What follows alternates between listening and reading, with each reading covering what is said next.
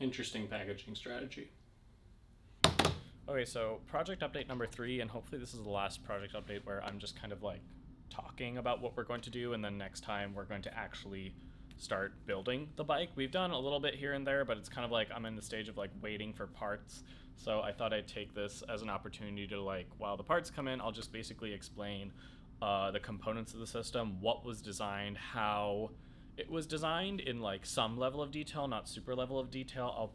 I'll try to post like a paper or like a write up or like something that basically goes into like the very detailed engineering of like how I went about sizing these components and things like that. But like for the video, I was gonna keep it like short and sweet, and then like next time I'm probably gonna like get to like actually like building things, hopefully, because that's what I'm most excited to be doing. But um, yeah, so I guess like I just wanted to go through like what components are on this bike, how I chose that strategy, and then like what are the things we're actually designing and what we ended up picking for a lot of those kind of components.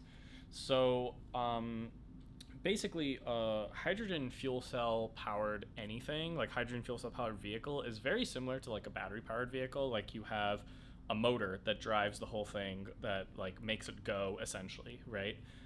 You have a battery that powers that motor, and then with like a hydrogen fuel cell vehicle, you have a hydrogen fuel cell and a hydrogen tank, and that like hydrogen fuel cell recharges the battery. You don't power the motor directly off of the hydrogen fuel cell. You can, it's just not typical. The reason it's not really typical is because motors draw a very spiky current. You can imagine it's like um, a motor doesn't draw a consistent flat amount of energy out, like depending on whether you're accelerating or you're driving at high speed or like you're turning or whatever you're trying to do.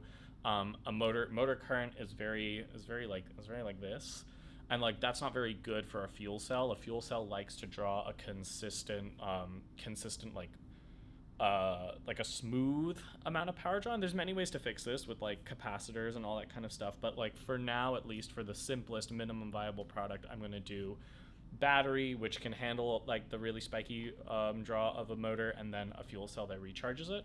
And then the idea behind this is like if your battery stores a certain amount of like energy in like kilowatt hours, for example, like it has an energy content, and your hydrogen tank, accounting for the efficiencies of your hydrogen fuel cell, stores like an equal amount of energy. Essentially, even if you fully deplete your battery, your hydrogen tank over some period of time will be able to fully recharge it back up to its original full capacity, which means you never theoretically have to charge your battery off the wall. You could just fill hydrogen in the tank if those energies are equal, or hydrogen has like you have an equal amount of energy or greater hydrogen energy stored in that tank.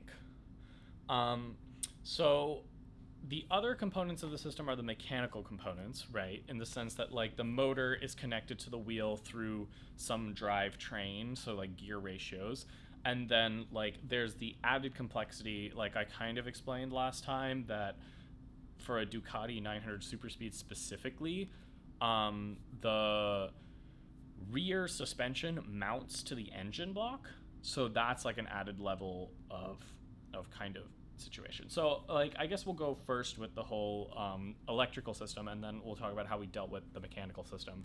But for the electrical system, so the motor sizing was basically done such that like I plotted the motor torque speed curve, and then I figured out how much acceleration do I want and what is the top speed I want, and I kind of plotted those points on a torque speed plane, and I made sure the motor with the gear ratios could satisfy those torque speed stuff. And I'll talk about that more in the write up because I think it's a little bit like fine in the engineering details right now. But basically I picked the two T-Motor U15s you guys saw in the last video because I have them, and motors, like large motors, are like kind of expensive, so we're going to stick with those for now. And we determined those are enough power to get the bike up to 70 miles an hour max speed, and also get me an acceleration of around half of a G, which is not terrible for a motorcycle. I think it's good enough performance for right now. And the strategy we're taking is kind of make this an electric bike first, and then we're going to add the hydrogen fuel cell a little bit later. So for the battery sizing, according to the Department of Transportation, most typical motorcycles have a range of like 130 miles.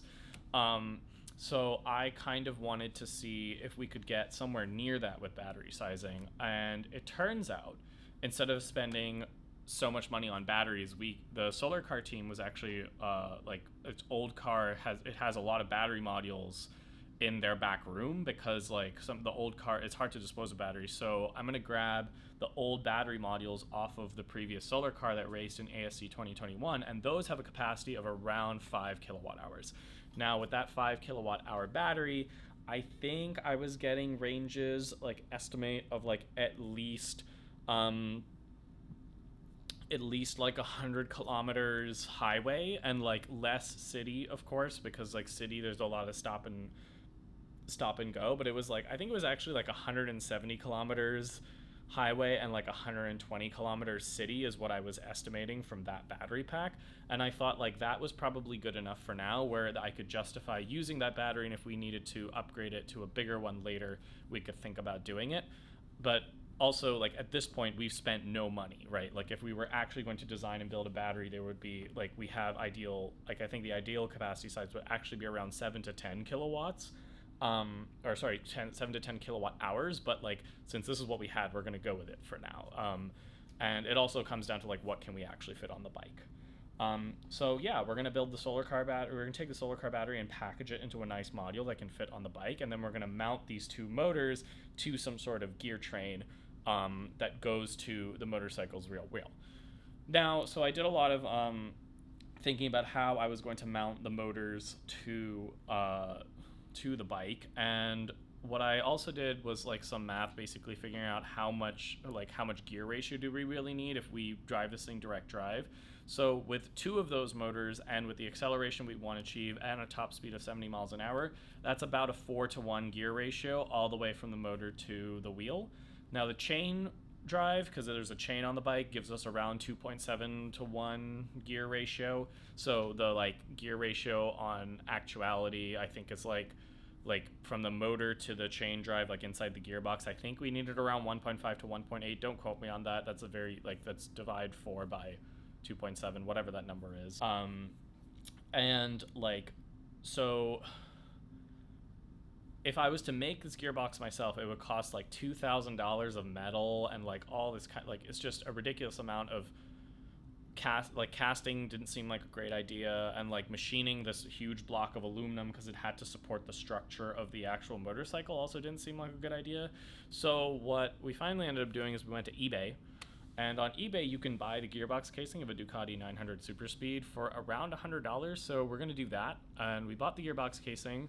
We put it on the bike. It works. It fits really nicely, of course, because it was designed for it. And then we're going to modify that to include the motors and a belt reduction inside. So the two motors are going to be connected to each other. There's going to be a shaft and a belt drive from that shaft to the actual the drive shaft that drives the chain, and then the chain reduction will go to the wheel. And that's basically the final strategy we chose. But yeah, overall, that's the plan. I'm going to post a more detailed kind of analysis of the entire system when I get a chance. I know like this video has probably been a little bit confusing. I've tried to distill it down to just the minimum amount of details possible. But like, of course, if you have any questions, just let me know. I'm happy to talk about this more. But so over the next week, I'm going to try to build the entire battery. I'm going to start mounting the motors to the gearbox, which showed up today. There's another couple parts showing up this week. And then hopefully we'll get to building things soon. So